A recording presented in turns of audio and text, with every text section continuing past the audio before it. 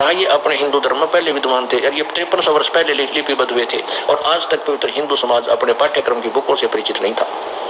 और कबीर परमेश्वर ने 600 वर्ष पहले ये बताया था कि ये ज्ञान तुम्हें प्राप्त है, गलत है, ये तुम्हारे सदग्रंथों से विरुद्ध है और सच्चा ज्ञान तो मैं बताऊंगा, उसको सुनो।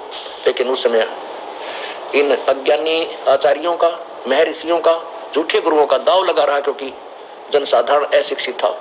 ये मौके की तलाश प्रभु को थी कि एक समय आएगा, सब समाज शिक्षित होगा, तब इसका ढोल पिटाएंगे, तब इस तत्व ज्ञान को प्रकाश में लाएंगे और उस समय तक ये सभी नकली संत पंथ महर्षि अपने जो भी इन्होंने बताना है बता बतूका फाइनल कर चुके होंगे।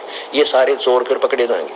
और जब तक हम किसी तुलनात्मक तरीके से दूसरों के ज्ञान को नहीं देखेंगे, हमने पित्तल देख रहा है, सोना देखा नहीं, तो कैसे पहचानेंगे? तो पित्तल और सोना साथ रखा जाएगा और उसको टेस्ट करने का तरीका दोनों पर प्रयोग होगा, तो पहचाना जाएगा ये सोना है, ये पीतल है। तो ऐसे ही ये दास क्या कर रहा है कि अपने सोना रूपी सदग्रंथों को से इन पीतल रूपी अन्य संतों ऋषियों के द्वारा अनुभव की लिखी बुकों को आपके सामने दिखा रहा है और आमने सामने देखकर ही इनका पहचान हो सकती है कि ये असली है और ये नकली है। बस इतना काम दास कर रहा है, अपनी तरफ से कुछ मिलावट नहीं करता। अब देखिएगा,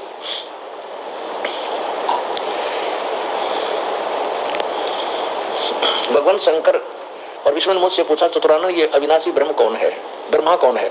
मैंने उत्तर दिया, मुझे कुछ पता नहीं, सृष्टि के अधिष्ठाता ये कौन है? भगवान मैं कौन हूँ, ये कौन है, हमारा क्या उद्देश्य है? इस उलझन में मेरा मन चक्कर काट रहा है। इतने में मन के समान तीव्रगामी वह विमान तुरंत वहां से चल पड़ा और कैलाश के सुर में शिखर पर जा पहुंचा।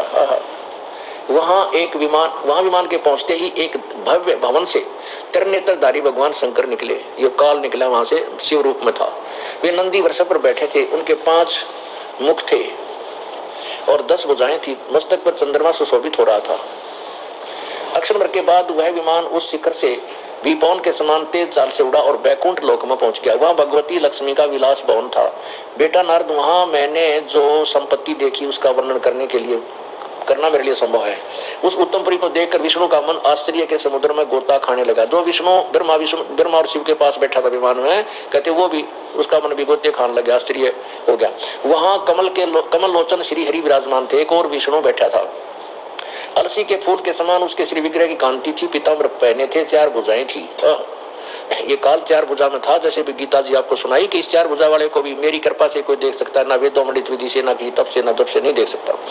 4 भुजाएं थी, वे पति राजगुण पर विराजमान थे। दिव्य आभूषणों से उनकी अनुपम शोभा हो रही थी। प्राण प्रिया लक्ष्मी जी चंवर डला रही थी, ये दुर्गा महालक्ष्मी रूप में थी। उन सनातन हरिश्री हरि की झांकी पाकर हम सभी भौचक के रह गए। एक दूसरे को देखते हुए हम विमान में एक उत्तम आसन पर बैठे रहे। इतने में पवन से बातें करता हुआ वह विमान तुरंत उड़ गया। आगे अमृत के समान मीठे जल वाला समुद्र मिला, उसका जल बड़ा ही मधुर था। वहीं एक मनोहर द्वीप था, उस द्वीप में एक मंगलमय मनोहर पलंग बिछा था, उस पलंग में सुंदर रत्न जड़े थे। उस उत्तम पलंग पर एक दिव्य रमणी बैठी थी। दुर्गा अपना अलग रूप धारण करके वहां जा बैठी। वे ऐसी प्रभावपूर्ण देवी थी मानो करोड़ों बिजलियां एक साथ चमक रही हों। अत्यंत सुंदर मुख था, लाल लाल दांत थे, करोड़ों लक्ष्मियों से भी अधिक वह सुंदर थी। उन्हें देखकर हम सभी महान आश्चर्य में पड़ गए। कुछ समय तक वहीं ठहरे रहे। आपस में कहने लगे, सुंदरी कौन है और इसका क्या नाम है? हम इसके विषय में बिल्कुल अभिज्ञ हैं। इसके हजारों नेत्र, हजारों हाथ, हजारों मुख एक दूसरे से दूर से देखने पर ही कितनी सुंदर प्रतीत होती है हो रही है। ये न कोई अप्सरा है और न कोई गंधर्व कन्या है, वे देव कन्या ही। नारदियों संदेहग्रस्त होकर हम लोग वहां रुके रहे। तब भगवान विष्णु ने उन चारों साहिनी भगवती को देखकर विवेकपूर्वक निश्चय कर लिया कि वे भगवती जगदम्बिका है। तब उन्होंने कहा कि ये भगवती हम सबकी आदि कारण है। महाविद्या महामाया इनके नाम है, ये पूर्ण प्रकृति है।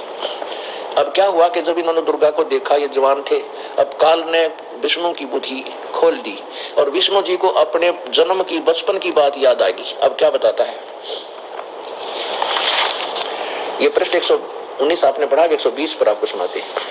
ये मूल प्रकृति है। दुर्गा के विषय में प्रकृति शब्द याद रखना। सदा परम पुरुष के साथ रहती है, परम पुरुष के साथ रहती है। ब्रह्मांड की रचना करके परम पुरुष को ये दिखलाया करती है। परम पुरुष दृष्टा है। ये वे ही दिवांगना है जिनके, विष्णु जी कह रहा है ये वही देवी है जिसके प्रलय वर्ण में मुझे दर्शन हुए थे। उस समय मैं बालक रूप में था। मुझे पालने पर ये झुला रही थी। वट वृक्ष के पत्थर पर एक सुदृढ़ सैया बिछी थी, उस पर लेटकर मैं अपने पैर के अंगूठे को अपने कमल जैसे मुख में लेकर चूस रहा था। इन्हें देखकर मुझे पहले की बात याद आ गई।